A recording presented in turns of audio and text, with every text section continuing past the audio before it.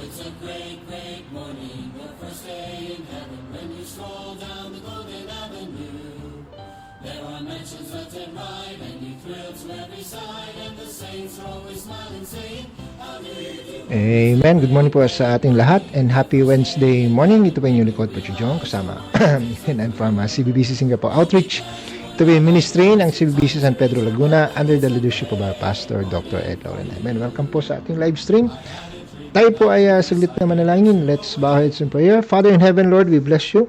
And we thank you for your goodness. Thank you for the good night rest. Thank you for loving us, O Lord God, keeping us safe, guiding us, O Lord God, giving us victory, even for yesterday's everything that we have accomplished, O Lord God. Thank you for your grace, and thank you, O Lord God, for waking us up to experience a brand new grace and brand new love. And I pray, O Lord God, that you would bless our devotion this morning. May you bless every one of your children, O Lord God, that will be joining. I pray, O Lord God, that your word will speak to their hearts and challenge them, O Lord God, to be more loving and more faithful. And I pray, O Lord God, that you would bless your servant, that you would use me and give me words to say. Empower me, O Lord God, and let your name alone be honored and glorified. All of these things we ask. Forgive us our sins. In Jesus' name we pray. Amen. Okay, share ko po muna yung ating live stream.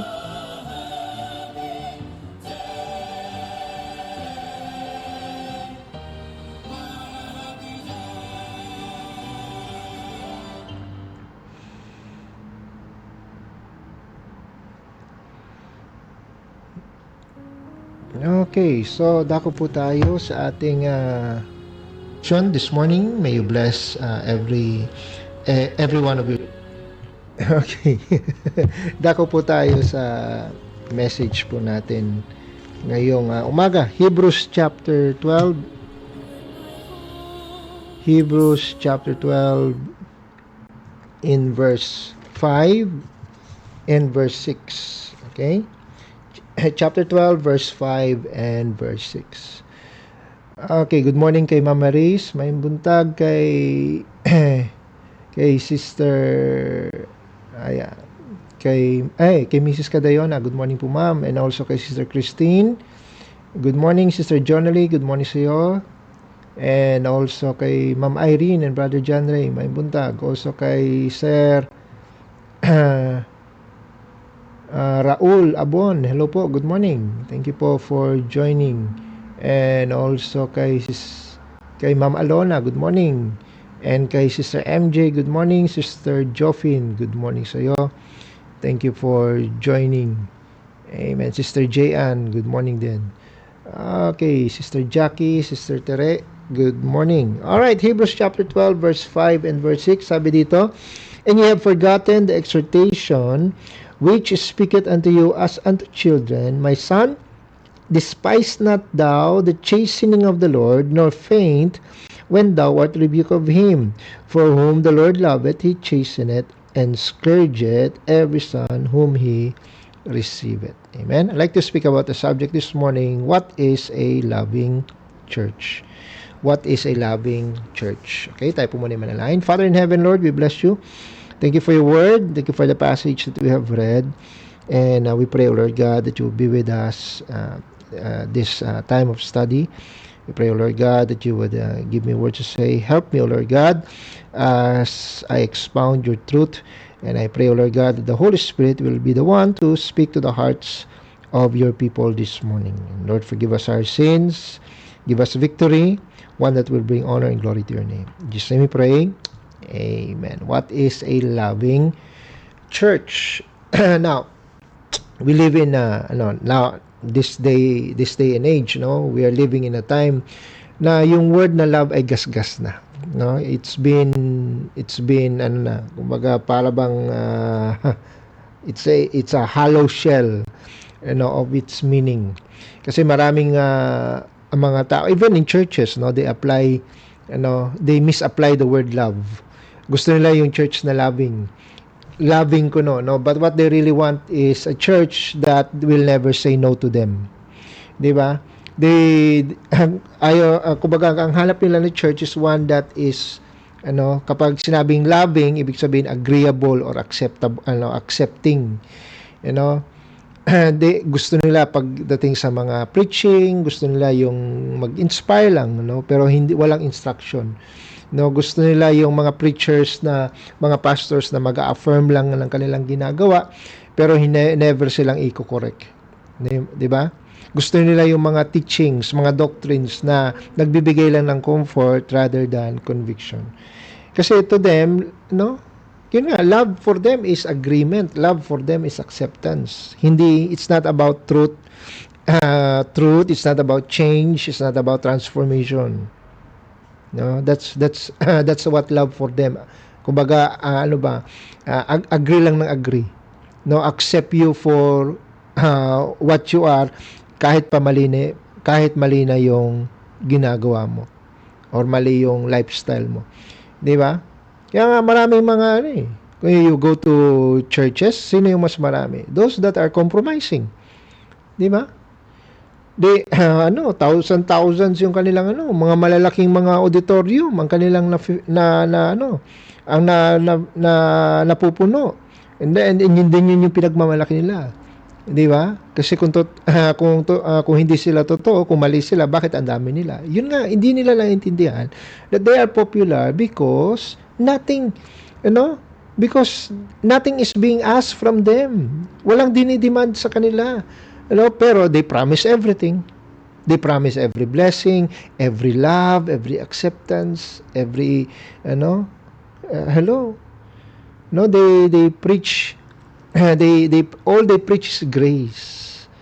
But they never preach into growing into Christ-likeness. Di ba? Gusto nila acceptance.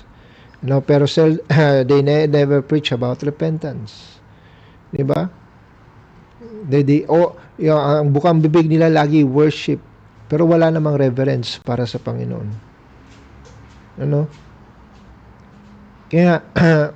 Kaya ayaw nila ng mga churches na nagtuturo ng tunay na love. Amen?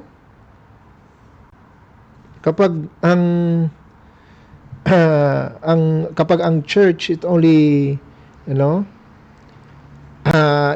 it only tells them what they want to what people want to hear for the sake of being called loving church. It doesn't love them at all. Diba? It only loves itself. Why? Kasi all that the church does is self-preservation. Diba? Pag ayaw nila na kaya accepting lahat kasi baka magsialisa ng mga tao. Kapag ang church nagpi-preach ng holiness, kapag ang church nagpi-preach ng modesty, it instructs ladies how to dress modestly, di ba? Or for men, how to live godly, how to live disciplined lives. Ang label kaagad sa church na yon is what? Kulto. Hello? Cultish. Pero hindi nila tinatawag yung fashion industry na cultish. Di ba? Kapag ang isang company nagde-demand ng dress code sa kanilang mga employees, hindi nila sinasabihan na legalistic. Di ba? So what does it say? The issue is never about rules, kapatid. It's all about rebellion. Because they want it their way. They want to have it their way. Ang malala pa niyan, maraming mga churches sineselebrate kung ano yung kinokondem ng Panginoon. Gusto nilang makiparada kasi gusto nila ng acceptance rather than repentance. Gusto nila yung bang i-bless sila sa kanilang ginagawa imbis na sila ipagbawalan. And then tatawagin nila yon na love. Kaya sabi dito sa text na binasa natin, my son, despise not thou the chastening of the Lord. Amen? Nor faint when thou art rebuked of Him. Amen? Dinidespise nila yung chastening, dinidespise nila yung disiplina, dinidespise nila kapag sila pinagsasabihan ng salita ng Diyos. Hello? For whom the Lord loveth, He chasteneth. Amen? It's all about, kasi ang mga compromising church, it's all about comfort ng mga attendees. Komportable yung upuan, komportable yung yung kantahan. 'Di ba? Ayaw nila na yung ang mga tao ay uncomfortable. Lalo na sa preaching. No, it's all about comfort. Hello. Whereas ang sabi ng Bible, for whom the Lord loveth, He chasteneth. Amen? Chastening is always uncomfortable. Hello, correction is not comfortable. Amen? God's love, mga kapatid, is not permissive. No, God's love wants us to be pure. No, kinokorek tayo ng Panginoon because He cares. Amen? Tayo pinapalo, dinidisiplina because ang claim ng Panginoon sa atin is His own. Amen? I mean, kahit nga secular na mga tao, kahit mga unbeliever, no? Tingnan mo, kapag obserbahan mo yung mga anak nila na spoiled, anong dahilan nila? Ay, kasi mahal masyado yan ng kanyang magulang. Love kasi siya masyado ng kanyang parents, kaya nagkaganyan. O, di ba? Kapag too much love, di ba? Wala nang limits, it will spoil the child. Kung yan ay totoo sa family, then bakit sa church hindi? Di ba? Totoo din yan pagdating sa spiritual na bagay. Kapag ang isang Kristiyano wala ng correction, wala ng discipline, anong resulta? Kristiyano na worldly, Kristiyano na mahina spiritually. Amen? So yan ba ang gusto mong yan ba ang klase ng spiritual life na gusto mo? Yan ba ang klaseng Christian life? Ganyan ba ang klaseng relationship sa Diyos ang nanaisin natin? Di ba? So it begs the question, what is a loving church? Amen? Ano ba yung tipo na pag-ibig? Amen? Na ini-express ng Diyos sa kanyang mga anak. Okay, I have 4 points this morning. Number 1, a loving church disciplines. It doesn't just approve. Amen? A loving church disciplines. Amen? Love without correction is not love. Alam niyo kung anong tawag diyan? Pabaya. No, it's neglect. Amen? Sabi ng for whom the Lord loveth, He chasteneth. No? Ibig sabihin, discipline is proof that we are His children. It's not proof of His anger. Kasi, ang tingin kasi ng mga tao, pagdating kapag galit, or kinokorek, hate, hindi mo talaga ako love, hate mo talaga ako. Di ba? Ganyan ang mga ganyan ang mga bata, ganyan ang mga immature. Na kapag sila'y pinagsasabihan, ibig sabihin hindi sila love. Kasi it's all about agreeing sa gusto nila. Kapag ang church totoong totoong love ka, hindi ka lang i-approve para lang ikay ma-feel na accepted.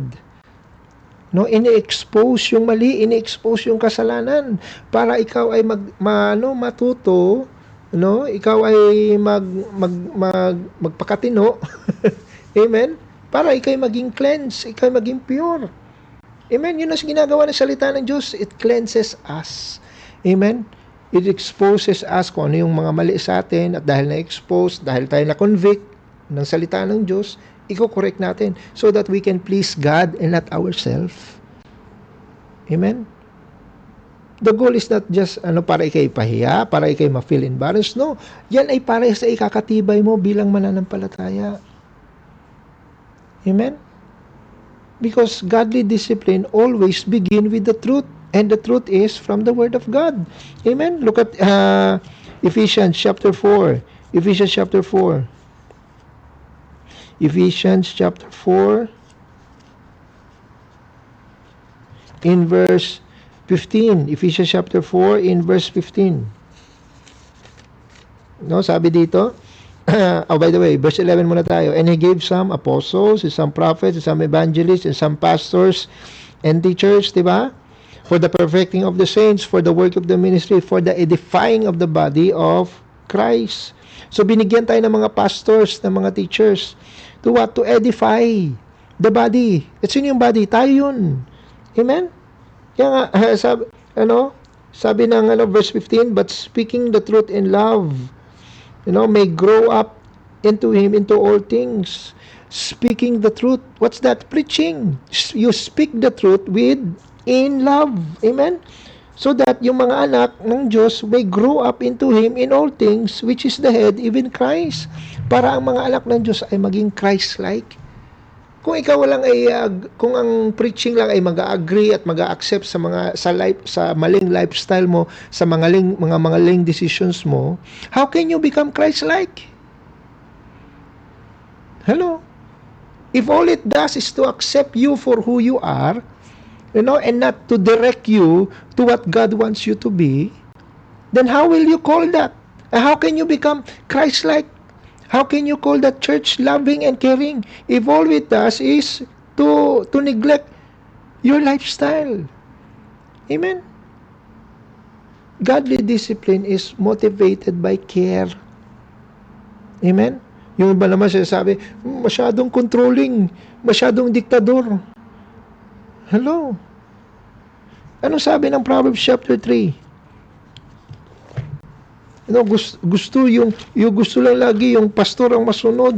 Gusto lagi yung hello. Paano naman sasabihin, paano naman kami, paano naman yung gusto ko? Yung gusto ko, paano naman yung gusto namin? It's not about kung anong gusto ng pastor. It's all about kung anong sinasabi ng salita ng Diyos. Amen? Proverbs chapter 3 verse 12. And sabi, for whom the Lord loveth, He corrected, even as a father, the son in whom He delighted. Amen? Ang tingin kasi ng mga tao, pag kinokorek ka, ikay pinapunish. No, that's not punishment, that's protection. Amen? Ang disiplina ng Diyos is not to destroy us. Ang disiplina ng Panginoon is for us to be directed towards His image. Amen? Kaya nga, no, we are all, ever since we get to be Christians, we get to be believers, our life has become a life of course correction. Hello? Course correction, kasi papunta tayo sa, dati nung hindi pa tayo saved, papunta tayo sa impyerno. But, kaya nga, kung ang direction mo dati ay papuntang impyerno, ngayon ay papunta ka na sa langit dahil niligtas ka ng Panginoon mula sa iyong mga kasalanan. So sa tingin mo, ganun pa rin yung magiging lifestyle mo? At i-accept ka kung ano ka nung ikay papunta pa lang sa impyerno? Of course, hindi na. Amen, there will be a course correction. Amen, dahil ikay binago na ng dahil ikay niligtas ng Panginoon, then expect na babaguhin ka ng Panginoon. Amen? Yun ang discipline ng Panginoon. Nire-restore ka sa Kanyang image. Kaya nga tayo gusto man ng Panginoon na maging Christ-like because that's how we are created. We are created in His image, not just physically, but we're supposed to be spiritually and yung buong pagkatao natin, yung buong personality natin is supposed to be created in the image of God. Amen. Kaya nga, ang habol ng Panginoon is restoration. Amen? Kaya, yung mga spiritual natin na mga members, na mga elders, mga pastors, amen? Nire-restore tayo. Amen? In the spirit of meekness. Amen? Kasi yun yung mandate sa sa mga spiritual na mga members. Amen. The goal of discipline is restoration. Amen. Not hindi rejection. Amen. Yun din naman kasi marami kasing iba na extreme naman masyado, nire-reject na. Amen. No.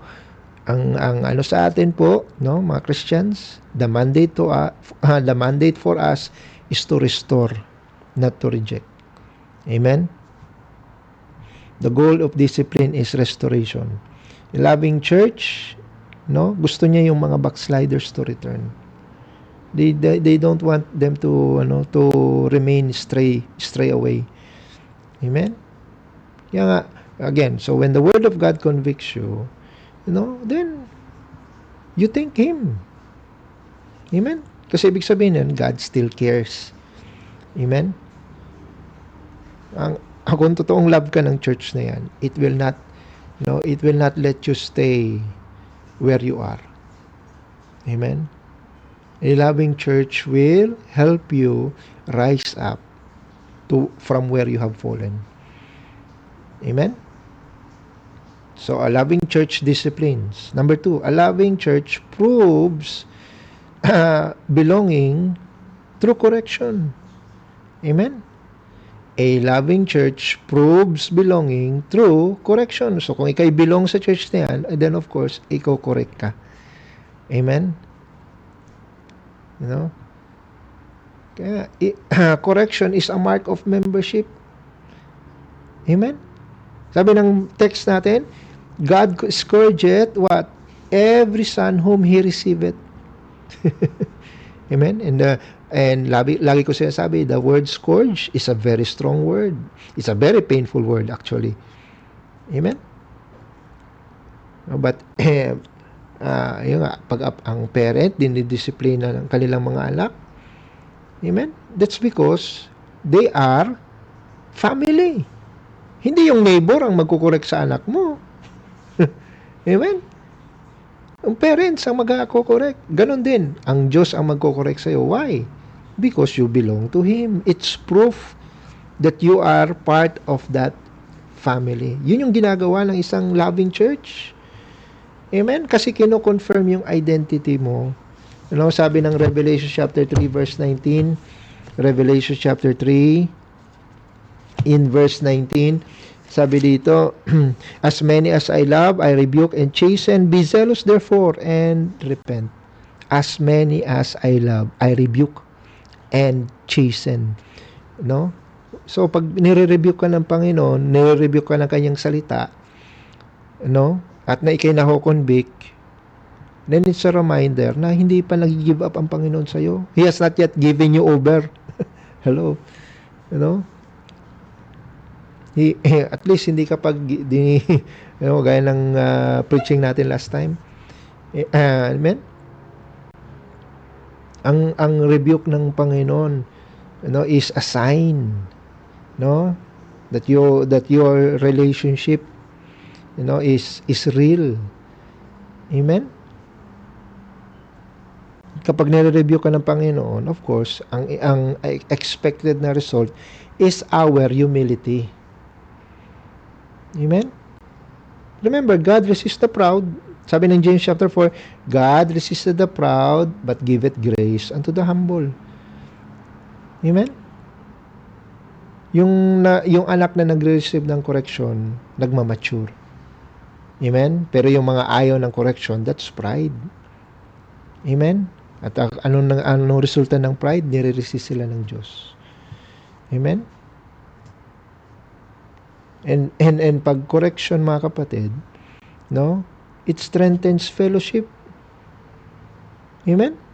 Sabi ng Proverbs 27 in verse 27 in verse 6, sabi dito, faithful are the wounds of a friend, but the kisses of an enemy are deceitful. Amen? Pag ang habol lang natin, i-kiss tayo. I-love tayo, i-embrace tayo, i-hug tayo, then it can be deceitful. Remember, kapag ang church ayaw kang i-correct, ayaw kang i-disiplina, meron yang interior motive. Hello? No? Meron niyang self may agenda 'yan, ano? Meron niyang gusto,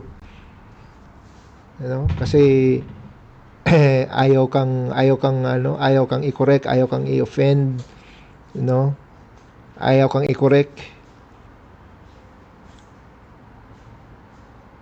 Remember, faithful are the wounds of a friend. Kaya nga kapag ang correction it's given in love, mas magiging magiging matibay ang bonding, mas magiging matibay ang fellowship. 'Di ba? Ganyan ang resulta sa mga sa discipline that is done properly in the home. Anong resulta sa mga bata? 'Di ba? Loving sila paglaki nila, pag nag-mature sila, pag naging adult sila. Amen? Huh? And I can attest to that personally. Parents ko, lalo yung mother ko, very strict. Military nga eh. Military yung training, tao sa kanya gobernador. Gobernador. Pero ang I now as an adult, I can attest that they have done a good job. Amen? Kasi hindi nila inisip yung ako'y maging komportable lang, sa ginagawa kong kalokohan. Kahit na mali, sige lang. Hello? Kaya nga, if God and yung church o yung preaching, it corrects you, don't be offended, don't resent it. Dapat ang gawin mo, you celebrate within yourself, you rejoice in it, kasi ibig sabihin nun, hindi ka outcast, you are under the care, under its care. God has put you under His wings. Amen? Kasi ang trato sa'yo, family, hindi stranger. Amen? Kasi pag stranger, huwag natin pakialaman yan. Hindi sa atin yan. Di ba? Anak yan ng kapitbahay. Di ba? But if you belong to that church, then ibig sabihin, part na ako. Amen? Yung biro-biroan sa Taiwan, nung ako'y unang umattend doon, merong binaptize. Pagkatapos ng baptism, pauwi na kami, biniro nila yung bagong baptize. They sis, pwede ka na naming i-offend. Pwede ka na naming i-offend. Kasi dati bisita ka lang, kaya ingat na ingat kami sa iyo. Di ba? Pero ngayon, you are one of us, Pwede nang pwede nang biro-biruin, pwede nang asar-asarin.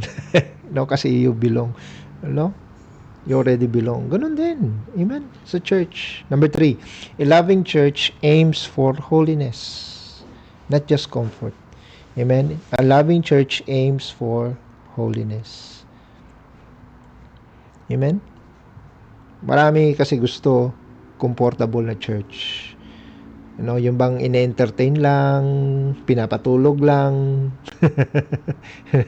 ine-inspire lang, pero walang correction, walang instruction. Hello? 'Di ba ano sabi ng Hebrews chapter 12? Sa verse 10, for verily for a few days chastened us after their own pleasure, but He for our profit. Amen? For our profit. That we might be what? Partakers of His holiness. Amen? A loving church doesn't pamper the flesh. Amen? Hindi pinapamper. Hindi ini-spoil. It purifies the heart. Kasi ang goal ng isang tunay na church, ng tunay na ang goal ng isang loving church is not just to make people feel good about themselves. No. It helps people to walk right with God. Amen? Kasi yun yung design ng Panginoon sa bawat mananampalataya. Amen? Yun yung design niya. Sabi ng 1 Peter chapter 1, First Peter chapter 1, di ba? In verse 15 and 16, be holy for I am holy. Amen? Sabi sa verse, but he which hath called you is holy, so be ye holy in all manner of conversation. Because it is written, be holy for I am holy. Be ye holy. That's a command. That's not a suggestion. Amen? That's not an option. Hello?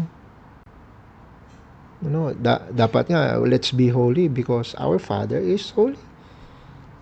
And God wants us to be restored in His image. Kaya gusto ng Panginoon, Christ-likeness. Amen? Hindi yung kung sino ka. Hello?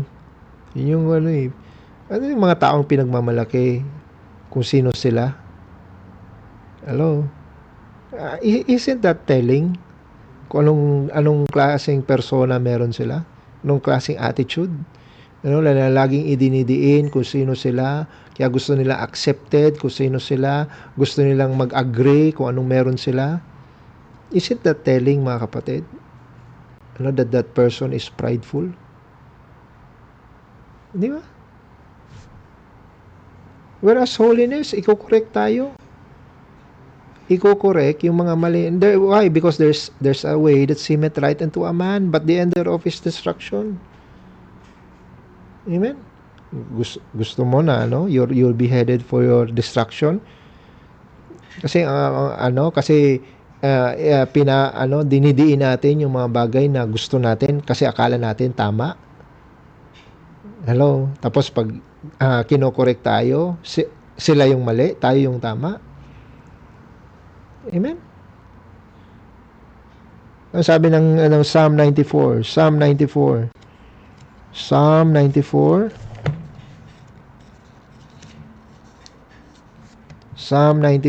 in verse 12. Psalm 94 in verse 12. Blessed is the man whom thou chastenest, O Lord, and teachest him out of thy law. Amen? Blessed is the man. Kapag siya'y pinapalo ng Diyos. At pag siya'y tinuturuan out of His law, out of His word. Amen? Why? That thou mayest give him rest from the days of adversity. Amen? It gives you rest. It gives you peace. In the day of adversity, hindi ka matitinag. Amen? Why? Kasi na-disiplina ka ng Diyos, na-train ka ng Diyos, naging pinagtibay ka ng Panginoon. Hello? Kaya kung tayo matibay sa palo, naging malakas, tumibay tayo sa palo at disiplina, pagdating ng mga challenges sa totoong buhay. Hello? Nakakayanan natin. Why? Kasi lumaki tayo sa disiplina. Amen? Lumaki tayo sa palo. Pinagtibay tayo ng Panginoon. Hello? Kaya nga, piniprepare tayo sa Panginoon piniprepare tayo ng Panginoon sa reality ng buhay. Amen? Kaya anong pinoproduce? Maturity. Anong pinoproduce? Peace. Amen? Tingnan sa Hebrews chapter 12. Sabi ng verse 11. Now no chastening for the present seemeth to be joyous but grievous. Nevertheless, afterward, resulta? It yielded the peaceable fruit. Amen? Ang resulta ay peace. Peaceable fruit of righteousness unto them which are exercised thereby. Amen? Yes, it hurts. Correction may hurt, but it's just for a moment. But in the long run, it will heal. Amen? Kaya sabi sa verse 12, wherefore lift up the hands which hang down. Hang down, gawa ng palo. And the feeble knees, gawa ng sa kaluhod. Amen? I remember ako nga, lumaki sa paluhod. Pag ang mother ko nagalit sa akin, luhod. And anong produce? Peace and maturity. Kaya nga, don't look for a church na gagawin ka lang comfortable. No, look for a church that will make you Christ-like. Amen? Make it to a point that your holiness is your happiness. No, holiness is the highest form of happiness, mga kapatid. Why? Because it brings you nearer to God, closer to God. Amen? Closer to His image. Kaya you are at peace. Amen? So, number 1, a loving church disciplines. Number 2, a loving church proves belonging, no, through correction. A loving church aims for holiness. And number 4, the last, a loving church must be a truthful church. A loving church must be a truthful church. Amen? Love and truth, they are not opposites. No? Love and truth, they are what? They are partners. Amen? No? Parang nanay at tatay. Amen? Love and truth. Kasi without love, no? Without love, truth becomes cold. No? Truth becomes parang condemnation lang. Iko-kondena ka lang. No? But without truth naman, love becomes blind. No? Love just becomes sentimental. Hello. Kaya kailangan nandiyan yung dalawa. Speak the truth in love. Amen? Kaya ibig sabihin yan, ang loving church, hindi pinapatabang ang katotohanan. No? Para lang hindi ka ma-offend. Hindi po. It tells truth. Amen? Firmly, faithfully. Amen? Gently. Amen?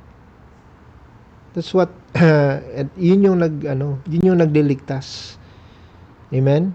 Yun yung nagliligtas ng natin sa atin mula sa maling pamumuhay, in a wrong lifestyle.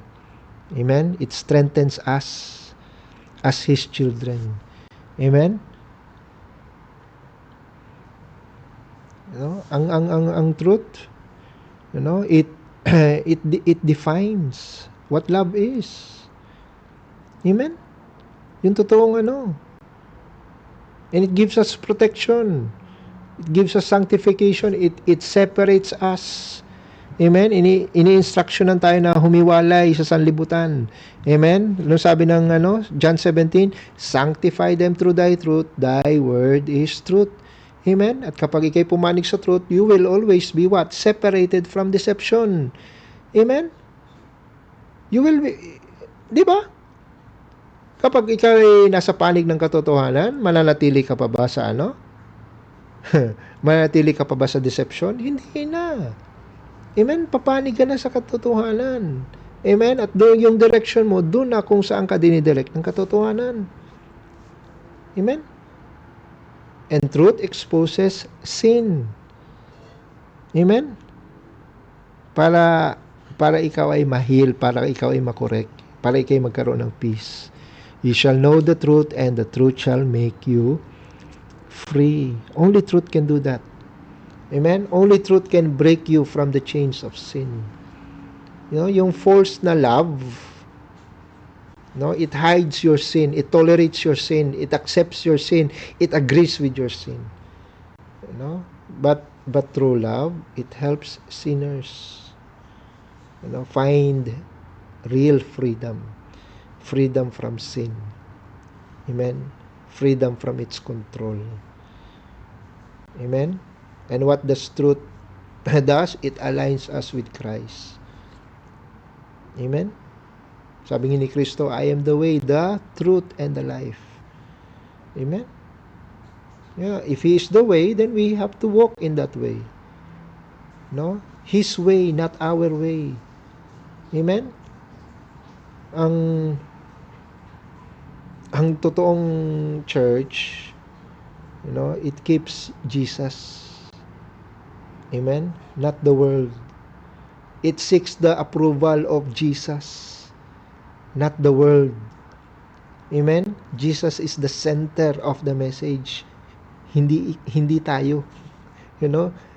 Ang totoong simbahan, ang Panginoon ang bida, hindi tayo na membro. Amen? Kaya wag tayong wag tayong mag-behave na parang tayo yung main character ng simbahan. Na ang focus ng simbahan ay para i-please tayo, entertain tayo, para maging komportable tayo, mag-agree sa bawat desisyon natin. No. It aligns us to Christ dahil siya ang bida. He has the preeminence in the church. Amen? Ang loving na church, love ang Panginoon. Amen? So that yung love niya is guided towards the members. Amen? Dahil mahal nila ang Diyos, una, the first commandment is ang Panginoon, mahalin ang Panginoon. Therefore, yung pagmamahal sa mga members ay guided, hindi compromising. Amen? Dahil mas mahal nila ang Diyos at ang kanyang katotohanan. That's what a loving church is. Mahal mo na ang Diyos bago ikaw. Amen? Para ikaw, matutunan mo rin paano mahalin ang Diyos. Amen? No, hindi, it's not about harshness. No, it's about being righteous. Amen? At kapag yan man ang church man ay if preaching, kung sa tingin mo ay pinapagalitan ka, then it's just righteous anger. Amen? Para bang parent na nagalit sa pagkakamali mo. Ibig ba sabihin nun, hindi ka mahal ng parents mo?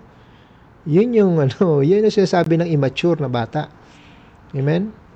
Pero kapag yung anak ay nag-mature na, maunawaan nila that it's all about love and guidance. Amen? So kapag ikay dumaan sa kapag ang church nagpi-preach about sin, ini-insist yung holiness, amen? laging nagko-correct, then thank God for that church. Hello, kasi may lakas na loob pa siyang i-discipline, mag-discipline. Amen? Amen? Gusto ng church na yan na ikaw ay maging kompleto sa iyong pagiging Kristiyano. Amen? Gusto maging complete, gusto maging mature. It wants you to be Christ-like because you are created in God's image. Father in heaven, Lord, we bless you. We thank you for your word. We thank you, Lord God, for your love. Thank you for putting us into a loving church that loves us enough not to just agree in everything that we do, in everything we decide, but loves us enough to correct us and instruct us to conform to your righteousness. Thank you, Lord God, for putting us in a loving church. Thank you for your word. Thank you for never ceasing to correct us. Thank you for your word that's always there to remind us where we belong, and that is with you. Thank you that we belong to Jesus. Thank you because we are saved. We do not belong to this world. We belong in heaven. We belong to your kingdom. Thank you, Lord God, for accepting us and into your family. Thank you for your love. Thank you for that grace. Lord, we give you back all the glory. In Jesus' name we pray. Amen and amen. Alright, I hope naging blessing po ang message natin ngayong umaga. Okay, batiin natin ang ating mga kasama. We have Sir Nelson Olivenza. Sir, good morning po sa inyo. Si Ma'am Mylene Sauclom, good morning po. And thank you kay Sister Cheng for joining. And kay Sister Grace, good morning sa iyo. Kay Ate Edith, hello te, good morning.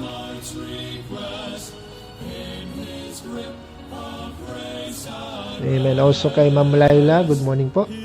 And also kay Ma'am Jessie Afalia, good morning.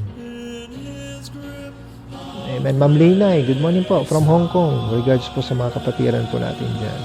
Kay Mama Wendy Anahaw, good morning po. Thank you for joining. Amen.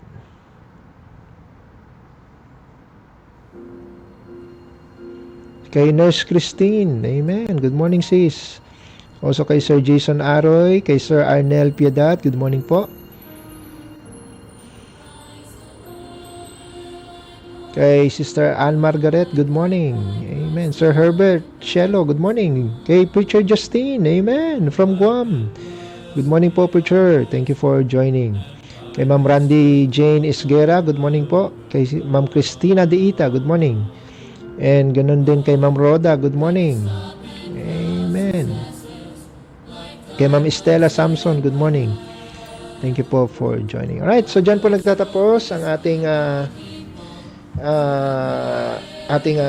devotion. Amen. Members, magkita-kita po tayo kina Sir Noel mamaya sa Chuachukang. Amen. Dun po ang ating prayer meeting. Amen. So if you're free tonight, you're very much encouraged to join us. Amen. Let's have fellowship and let's listen to the Word of God together. Amen. Alright, so magkita-kita po tayo sa Friday for our next morning devotion. Sa mga bago, MWF lamang po yung ating programa. So Friday na po tayo ulit magde-devotion. Amen? Let's close in prayer. Father in heaven, Lord, thank you for everything that you have given us, all the blessings, all the encouragement, all the correction. Thank you for your word. Bless the rest of the day. Bless us in our work, in our travels. Bless the kids that go to school. Bless our loved ones, our families, our pastor, the church of San Pedro, even the rest of the outreaches and missions, oh Lord God. And Lord, thank you for the outreach here in Singapore. May you continue to bless its ministry. Thank you, Lord God, for this live stream program. Continue to use it for your honor, for your glory. And forgive us our sins, Lord. We give you back all the glory and thanksgiving. In Jesus' mighty name we pray. Amen and amen. All right, God bless po. Thank you for joining. We are dismissed.